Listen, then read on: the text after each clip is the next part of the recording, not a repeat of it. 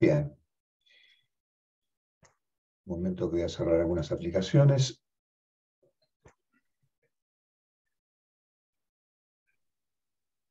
Bien. Vamos a hablar del juego. Algo de lo cual venimos hablando desde que comenzamos a encontrarnos allí en el 2020. Todo juego implica reglas. Y esto conlleva de base una exclusión.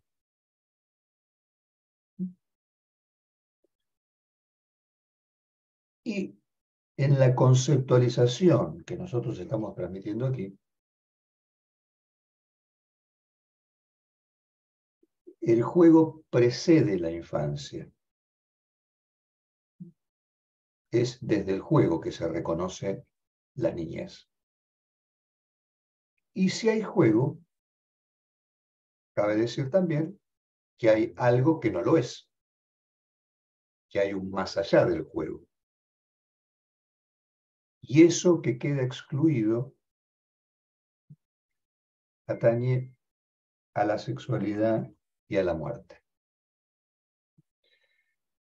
Como les decía, en esta orientación que estamos proponiendo, en lo que el psicoanálisis transmite, la niñez no es un dato biológico, no es un dato cronológico, aunque lo sea, no alcanza para nuestra práctica considerar a la niñez desde el punto de vista biológico o cronológico,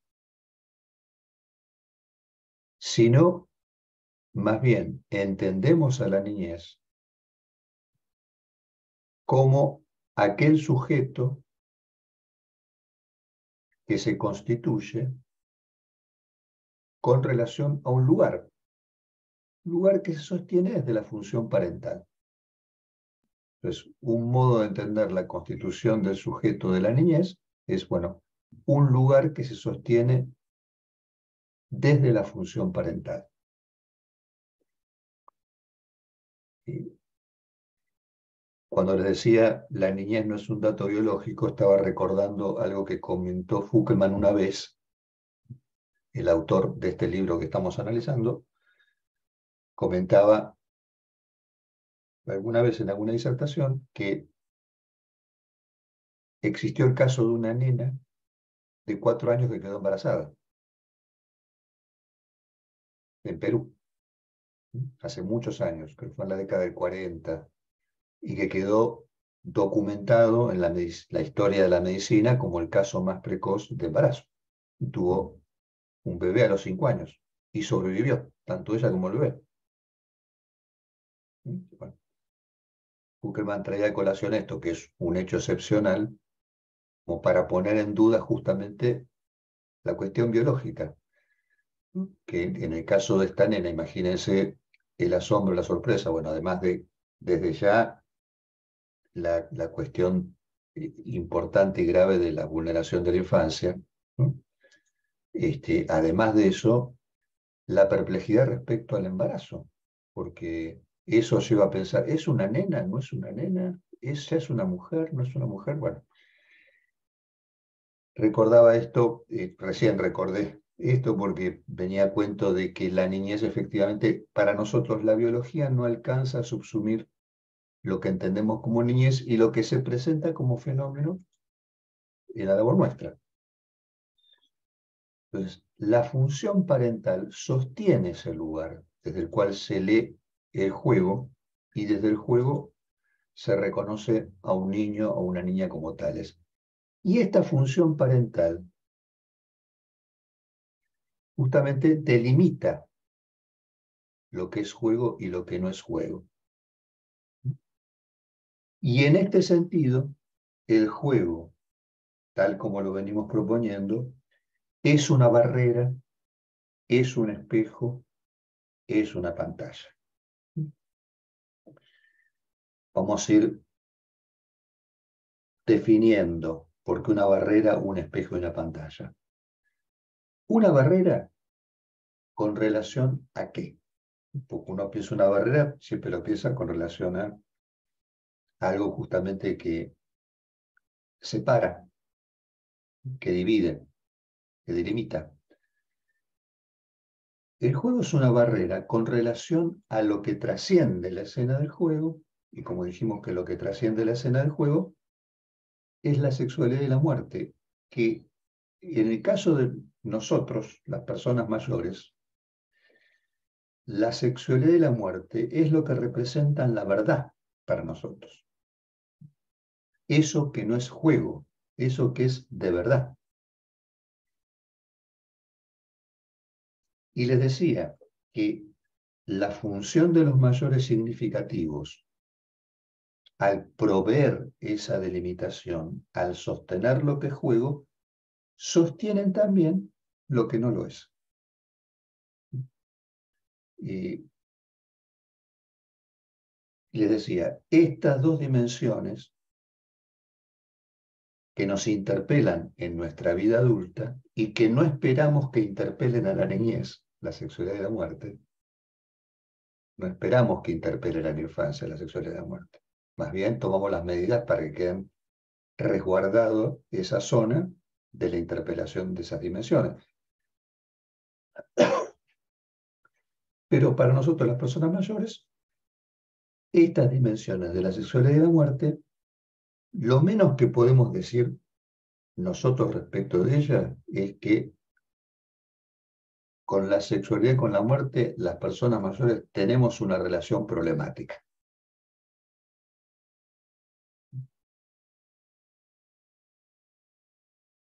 Para, para mantenernos cerca del estilo que tenía Fukelman para transmitir, les voy a contar algunas anécdotas de esa transmisión. En el año 96, Fukelman va a Colombia. Acá está nuestra compañera Liliana, que está residiendo ahora en Cali, antes en Bogotá. Bueno, pero en esa oportunidad, Fukelman va a Cartagena de Indias, una preciosa ciudad de la costa del Caribe colombiano, que tiene un centro histórico que es bellísimo. Bueno, va allí invitado a hacer un seminario, una experiencia inédita, porque en realidad fue la primera y única vez que Fukelman va al exterior a realizar un seminario. En esa actividad, digamos, la primera propuesta fue hacer una conferencia pública, que estuviera abierta al público, no solamente a profesionales, estudiantes, sino también gente interesada, curiosa, y vieron que el psicoanálisis genera curiosidad. Me consta, ¿no? Incluso una vez me acuerdo que estaba en México y fue mucha gente a una actividad y una colega me decía, bueno, pero mucha gente viene por esnobismo acá. Y era cierto. Como que es snob ir a escuchar una conferencia de psicoanálisis. Bueno, algo de razón hay en eso. Pero imagínense, si entre colegas no nos resulta sencillo transmitir el tema de la sexualidad, ¿qué puede pasar si tenemos que hablar sobre sexualidad en un auditorio que no está en el campo, ni cerca, ni siquiera quizás gente que se ha analizado? En ese contexto de la conferencia pública, Fukelman, aclaro, esta actividad de Cartagena después salió editada en un libro que se llama Ponerse en Juego, que lo editamos en el 2015. Y lo llevamos a Mendoza, en estas oportunidades que estuvimos. Bueno, en esa conferencia pública, Fukelman se preguntaba, ¿qué pasaría si en este momento le pidiera a ustedes que levantaran la mano quienes estén absolutamente seguros de su ubicación sexual? ¿Entendieron la pregunta? O sea, yo digo, mira, como yo le dijera a ustedes, bueno, a ver, los que estamos aquí, que levanten la mano, ¿quién está absolutamente y nunca tuvo ninguna duda respecto de su ubicación en la sexualidad? ¿No? Porque esas dudas pueden ser diversas, pueden ser, no consigo novio, no consigo novia, me pasa algo con la sexualidad, no tengo deseo, tengo mucho deseo, lo que fuere. Bueno, él hace esta pregunta al auditorio, seguramente provocó cierta sorpresa y por supuesto nadie levantó la mano. Y él decía, claro, si alguien hubiera levantado la mano, miraríamos con extrañeza a esa persona, diciendo, pero a ver, ¿acaso usted nunca tuvo ninguna duda, ningún problema respecto a su ubicación sexual? Porque si una mujer o un hombre sostuvieran que nunca han tenido dudas sobre su ubicación, diríamos que carece de síntomas, y que por ende no serían neuróticos. Esto en la medida que la neurosis se caracteriza por los síntomas. Y sobre todo teniendo en cuenta que eso que nosotros conocemos como normalidad, ¿no? Como cuando los médicos dicen, haga su vida normal. Y uno se pregunta, ¿qué querrá decir eso, ¿no? Cuando el médico te dice, haga su vida normal. ¿De qué normalidad estamos hablando? Bueno, eso que conocemos como normalidad, en realidad, no es más que una forma benigna de la neurosis. Una neurosis que quizás no acarrea tanto sufrimiento para la persona. Eso es la normalidad, pero es una neurosis. Después tendremos otros cuadros, por supuesto, más graves que van más allá de la neurosis. Por supuesto que en este contexto de la conferencia pública, Fukelman no hubiera podido avanzar sobre la implicancia de la sexualidad en su relación con el lenguaje. Difícil en ese marco, por supuesto, transmitir el carácter traumático que para la cría humana tiene esa impregnación del lenguaje que está vinculada a cómo hemos sido mirados y hablados desde un deseo no anónimo, ¿no? Que es una condición indispensable para nuestra supervivencia, lo hemos conversado con ustedes. Si no somos mirados y hablados desde un deseo muy particular, porque tiene que ser un deseo no anónimo, porque si es un deseo institucional, protocolar, anónimo, ahí estamos en problemas. Sabemos que las criaturas corren peligro. Ahora bien, esa es la condición indispensable para nuestra supervivencia, haber sido mirados y hablados en esta impregnación del lenguaje. Pero también sabemos, paradójicamente, que esta impregnación del lenguaje nos mortifica, nos cadaveriza. Y es en ese sentido que en algún punto, si lo radicalizamos, podemos decir, nacemos muertos también. En tanto, tenemos esta relación con el lenguaje que implica una alienación original, inevitable, inexorable. Entonces, vivimos a costa de ser mortificados. Esa es la paradoja que queda impresa en nuestra existencia. ¿Eh? Y sobre nuestra relación problemática con la muerte, por supuesto, habría mucho que decir, porque ahí ya estoy, bueno, digo, habría mucho para decir, pero nuestro tiempo es acotado. Y cuando digo nuestro tiempo es acotado, ya estoy hablando de la finitud, ¿no? En este capítulo que estamos recorriendo, que se llama la falta puesta en juego,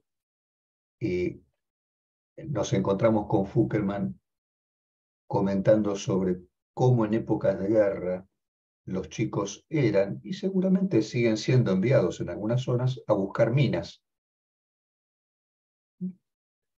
Y por ser más livianos. Y cómo estando en la infancia, bueno, tienen mayor posibilidad de encontrarlas sin que exploten, pero con lo cual ha sido tremenda la cantidad de niños heridos y muertos justamente por ponerlos en esa situación de buscar minas en zonas de guerra.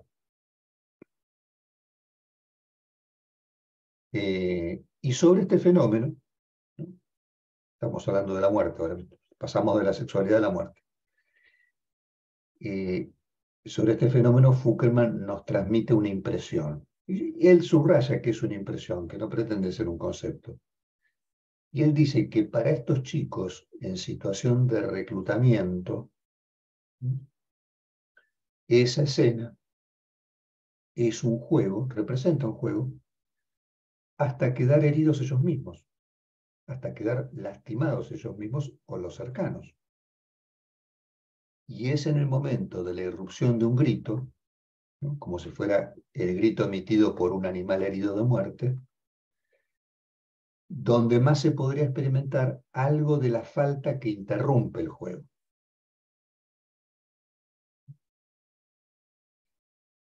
Que lo cancelan. Hay una película brasileña también mencionada en este capítulo, quizás algunas de las personas que están aquí la vieron, que se llama Cidade de Deus. Yo no les quise pasar el fragmento hoy para no amargarles la mañana. Así que no voy a arruinar la mañana acá de las colegas pasándole un fragmento de la película que es durísimo, pero en el cual están estos chicos de las favelas inmersos en un ambiente fuertemente delictivo y en ese contexto juegan a ser los pequeños mafiosos. De hecho, mire, les cuento una anécdota. En el 2019, estando en Sinaloa, eh, era Halloween en ese momento. Entonces me pasaron un videíto en el cual había un nenito chiquito en un shopping con los papás que lo habían disfrazado ¿de qué? De narcotraficante. Entonces, ¿cómo estaba vestido un narcotraficante? Como si fuera un sicario con un arma y arrastrando una bolsa como si fuera un cadáver, como una bolsa mortuaria. Bueno, ese era el juego. Bueno, después esto tengo entendido que provocó, bueno, una respuesta, ¿no?, de algún organismo oficial citando a los padres, porque para él es un juego, pero para los mayores que estaban mirando eso no es un juego. No es un personaje que uno ubicaría en una escena lúdica. Bien, y yo les decía, y los chicos, incluso en un ambiente fuertemente delictivo, juegan, pero lo hacen hasta el momento que les llega algo directo al cuerpo. Y es en ese momento que dejan de ser nenes o nenas para pasar a ser otra cosa, para la cual habrá que encontrar un nombre, pero no es niñez.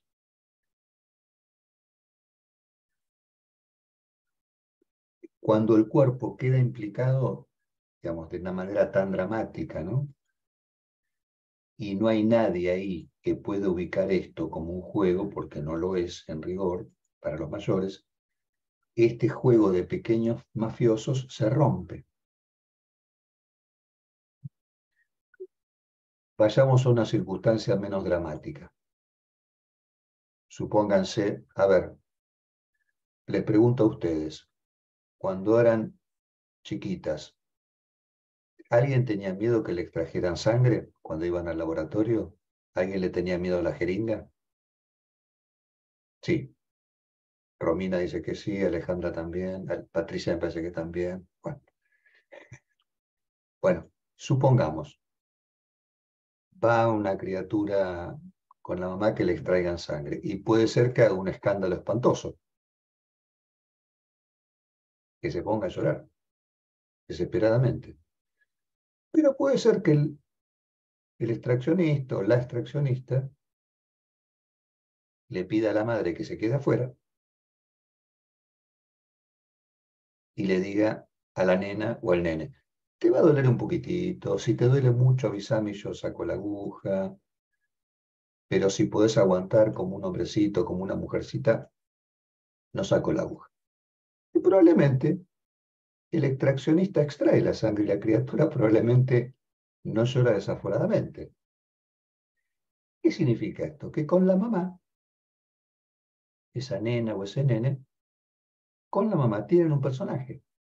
Y con el extraccionista, que de algún modo les transmite, dale, dale que vamos a jugar a que podés aguantar. ponen en juego otro personaje. Ustedes lícitamente pueden preguntarse o preguntarme, bueno, pero Miguel, ¿qué pasa ahí con el dolor? Porque el dolor es el mismo, esté la mamá o no esté la mamá, el dolor del pinchazo de la aguja. Yo ahí le respondería, no es el mismo. El dolor no es el mismo, porque no hay un dolor que esté desanudado de la imagen del cuerpo. Hace unos años presenté una conversación acá en el Colegio de Psicólogos de San Isidro y esa charla la titulé No hay me duele sin espejo. ¿Sí? No hay me duele sin espejo. La imagen del cuerpo implica personajes que nos importan por las relaciones que a través de esos personajes se establecen.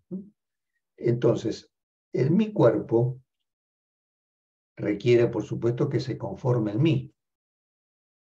Y como ustedes lo saben perfectamente, porque en la práctica, me consta que en la práctica de ustedes esto aparece constantemente, la conformación de ese mí es compleja. El mí, el me. Porque esa conformación del mí se sustenta en la relación que tenemos con la imagen, ¿no? Con ese cuerpo que aparece en el espacio virtual del espejo. Que no es otra cosa que decir, el espejo es por supuesto es importante, pero quiero decir, ¿desde dónde somos mirados? ¿Desde dónde hemos sido mirados? Y dependerá desde dónde hemos sido mirados, cómo miremos. Desde el lugar del cual hemos sido mirados, dependerá luego de cómo nosotros nos apropiamos de una mirada y podemos configurar ese me, ese mí. Me mira. Que a veces justamente cuando hay una dificultad, fíjense que este me mira, si se radicaliza, se vuelve paranoico. Me están mirando, ¿no? Me mira todo el mundo, me mira la gente en la calle, me mira la televisión.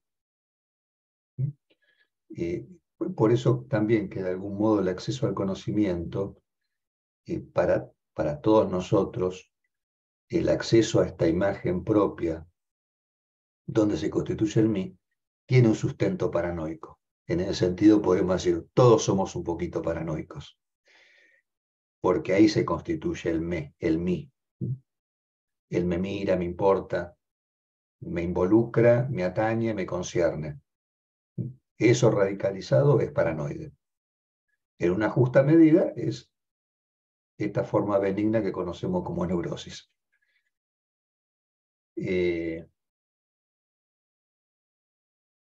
Entonces, les decía, al hacer referencia a mi cuerpo, se establece una relación entre la imagen corporal en la que yo me reconozco, pero también en ese reconocimiento, bueno, sostengo que estoy también del lado de acá, que estoy extraído del espejo, no estoy totalmente tomado por el espejo, que a veces puede pasar, que la imagen tenga esa pregnancia que yo tiendo a pensar que en la anorexia hay algo de eso en juego, ¿no? Algo con relación a una voz y una mirada que tienen un carácter muy pregnante y llaman, tendiendo a aplanar, ¿no? Aplanar. Bueno, como si se corría peligro de perder el grosor del cuerpo. Pero eso es otro tema para otro debate. Pero a propósito de esta relación problemática que las personas mayores mantenemos con la muerte y con la sexualidad, seguramente yo les he mencionado en algún momento, pero como tenemos compañeras que están incorporándose a esta reunión, voy a repetirlo. Tenemos una frase, ¿no?, respecto a eso, al origen y al final, ¿no?, lo que atañe con la sexualidad, con el origen y con el destino, la muerte. Una frase de Pascal Quiñar, un autor muy interesante, que en una de sus obras llamadas El sexo y el espanto, dice, venimos de una escena en la que no estuvimos.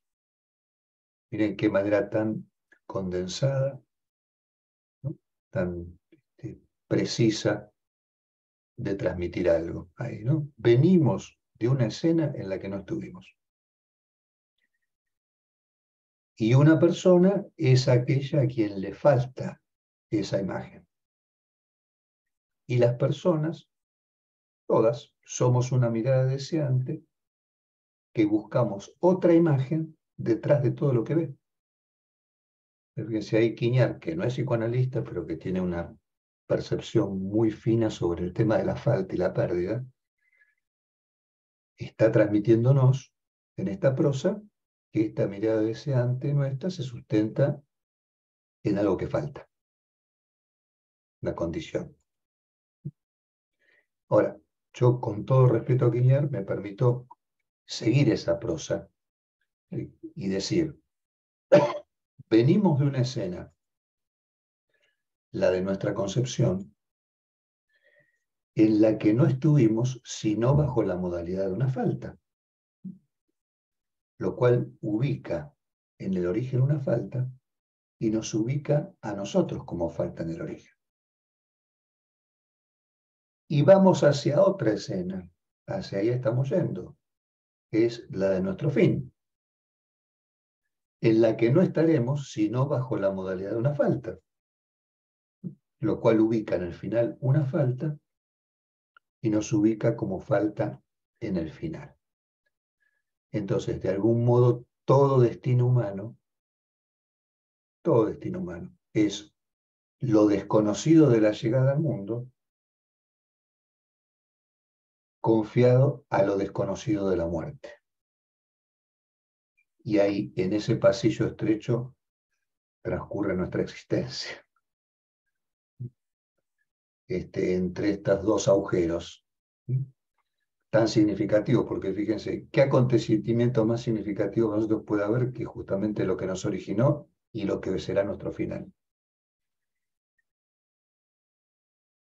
Entonces, esto implica que tanto lo que nos ha originado como lo que atañe a la muerte, de eso no tenemos, ni nunca tendremos un modo de ubicarnos cómodamente, porque agujerea nuestro saber. Entonces, sobre esto que incomoda, sobre esto que agujerea nuestro saber y que nos interpela, las personas mayores volvemos una y otra vez con diversas modalidades de elaboración. Hace poquito, cuando yo estuve en Mendoza, les comentaba a las personas que estuvieron presentes en el microcine que tenemos, por supuesto que tenemos un saber y un disfrute del cual somos conscientes, que conocemos, saber y disfrute. Yo puedo decir, me encanta ir a Mendoza a conversar con ustedes, colegas de distintas disciplinas, y también sé lo que quiero transmitir, así también sé cuánto me interesa lo que ustedes tengan para transmitir de su propia experiencia. Ahora bien, la pregunta que yo puedo hacerme es, ¿pero por qué me importa? Digo, aunque yo esté consciente de lo que disfruto o de lo que sé, puedo preguntarme, ¿pero por qué me importa? ¿En qué me atañe? ¿En qué me atañe personalmente?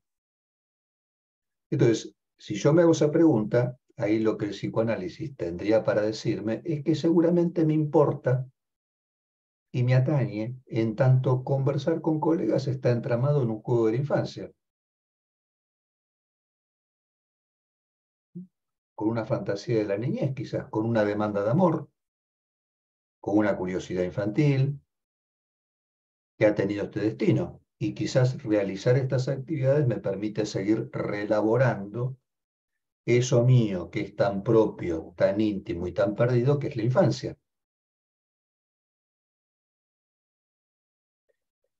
Porque justamente lo más íntimo, lo más característico nuestro, lo que más ha importado en la conformación de nosotros mismos, es justamente lo que hemos perdido.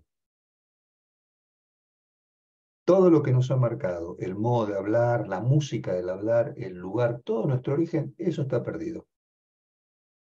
Y lo que el psicoanálisis viene a enseñarnos es que nuestra vida se va constituyendo para mejor o para peor, o para ambas cosas a la vez. Yo tiendo a pensar siempre que es ambas cosas a la vez, que es para mejor y para peor, en un permanente intento de recuperar lo perdido.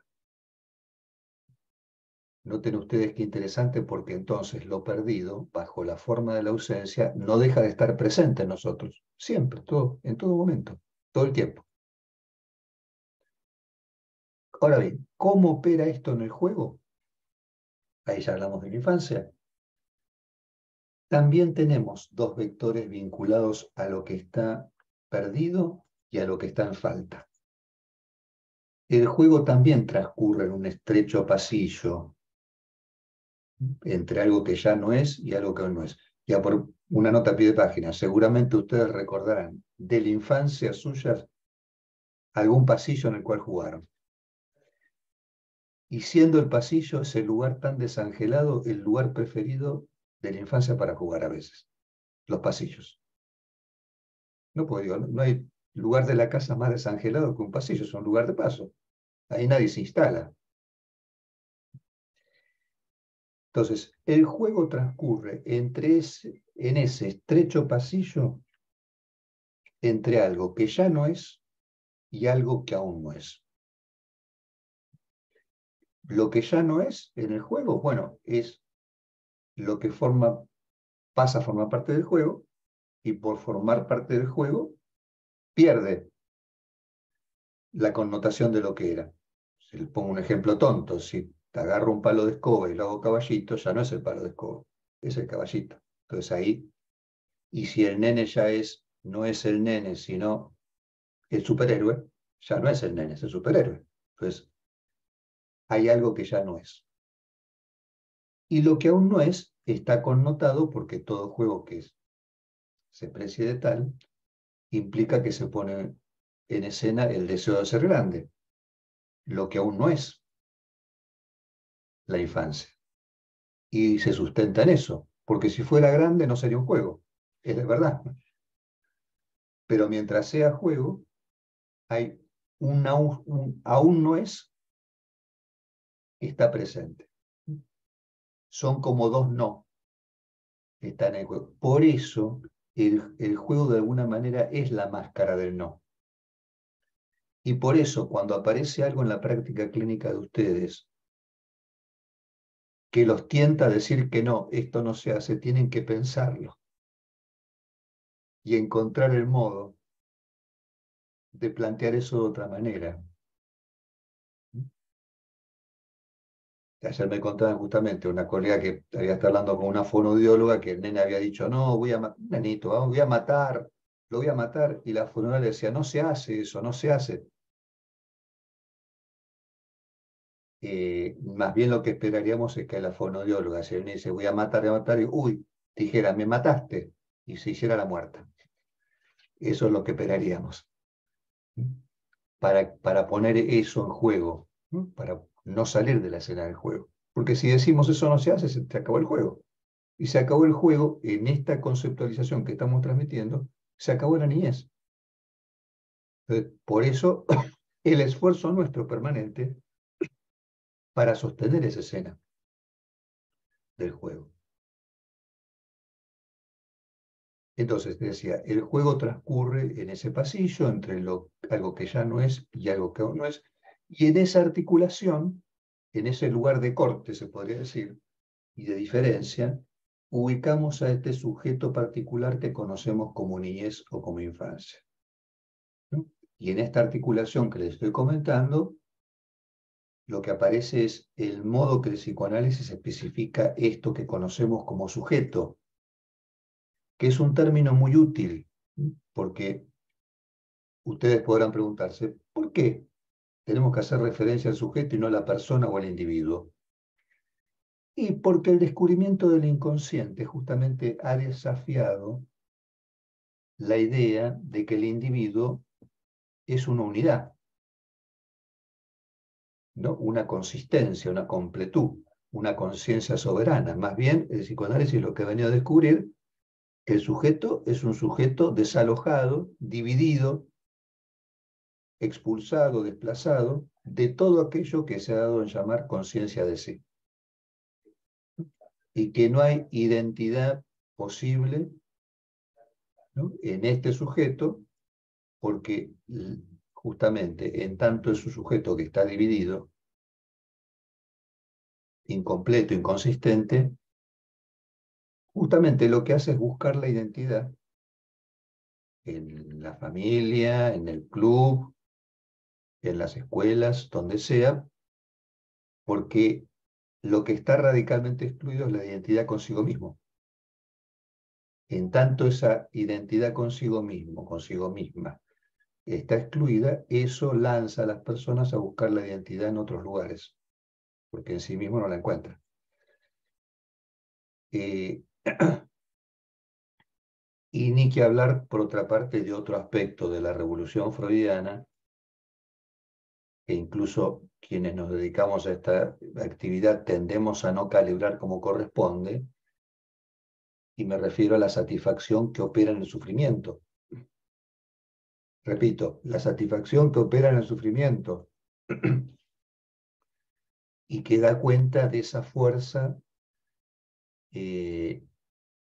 importante de la pulsión de muerte, ¿no?, como algo inherente a la condición humana, y que echa por tierra cualquier cosmovisión que postule una armonía posible, un equilibrio, una homeostasis en la vida de los mortales.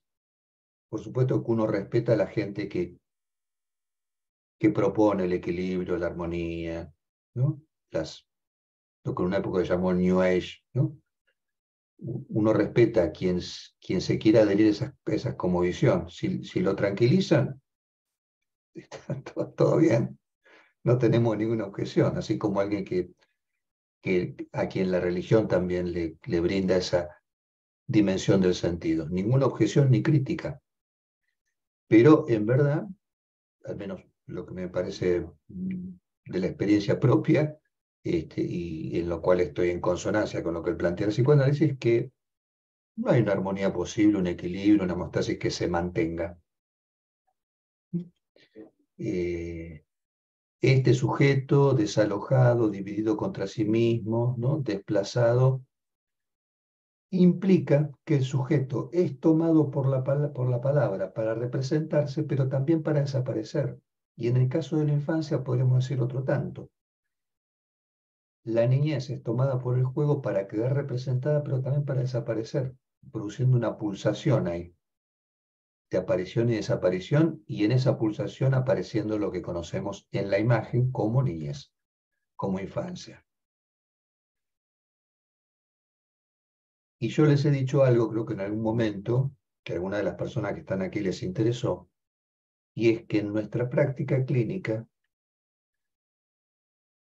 ustedes deben dar por perdido al paciente de entrada. De modo general, no solo en lo relativo a dar por perdido al paciente, lo voy a decir de un modo difícil, no hay paso de concatenación significante, y concatenación quiere decir una cadena en tren de forjarse, no hay paso de concatenación significante sin efecto de pérdida. Lo traduzco un poquito. Llegamos a un mundo donde prima la palabra. Voy a radicalizarlo. Como mortales, si llegamos al mundo, es en tanto prima la palabra. Ustedes están acá porque la familia que los concibió estuvieron en un mundo que prima la palabra, y a eso debemos que estén acá, por la vinculación que la familia tiene con el lenguaje. Esa vinculación con el lenguaje de entrada implica una pérdida. Por eso les decía al principio, el lenguaje mortifica y por otra parte deja algo vivo en nosotros. Eso que queda vivo es lo que no deja de reenviarnos a lo perdido, ¿no?, con el fracaso consecuente y subsecuente. De ahí, ya estoy por terminar, la connotación ética de la labor de ustedes. ¿Con qué me refiero con ética? No con que se porten bien en el consultorio, que eso es lo que esperamos, por supuesto, ¿no?, que sean buenas personas, sensatas y que tengan cierta moral. No me refiero a eso, que lo esperamos, y lo damos por supuesto además, ¿no? Acá en los grupos solamente entra buena gente. Canallas quedan afuera. Entonces, la connotación ética tiene que ver, y aquí incluyo la gente que está en la salud, la gente que está en la educación y en el trabajo social también. Esa connotación está implícita en la idea de que el saber es algo que está siempre por delante, por realizarse, no realizado. Si ustedes tuvieron filosofía en la escuela secundaria o en la facultad, recordarán que en la Grecia clásica, cuando estudiaron ética, se habla del bien soberano, el bien supremo, aquel al cual se tiende, y hay medios, bienes intermedios para llegar a ese bien supremo. Si la ética tiende a ese último fin, es que este fin no está realizado. Y hay un camino que conduce a él. Digamos que el psicoanálisis no tiende a un bien supremo. No es que tienda a la felicidad. Se los aviso desde ahora. Quien se analiza no va a llegar al final del análisis pensando que alcanzó la felicidad. No. Más bien diría que se va a dar cuenta que puede convivir con la infelicidad de una manera menos sufriente. Pero la felicidad te la debo.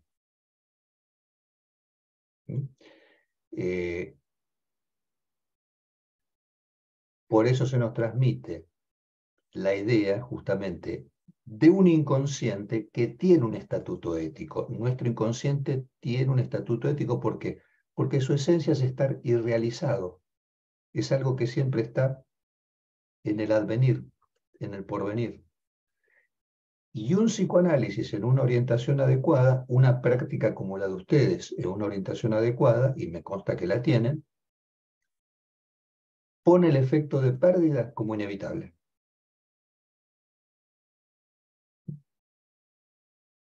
Bien, hasta aquí lo que les quería comentar en esta primera parte de nuestro encuentro. Si les parece, hacemos un break, yo paro la grabación. Si te parece bien, Alejandra, los primeros 5 minutos los dedicamos a si alguna colega quiere comentar una pregunta, una ocurrencia, y después de esos 5 minutos te damos la palabra. ¿Sí? Sí, perfecto. Bueno, muy bien. Muchas gracias. Hacemos el break entonces. Gracias.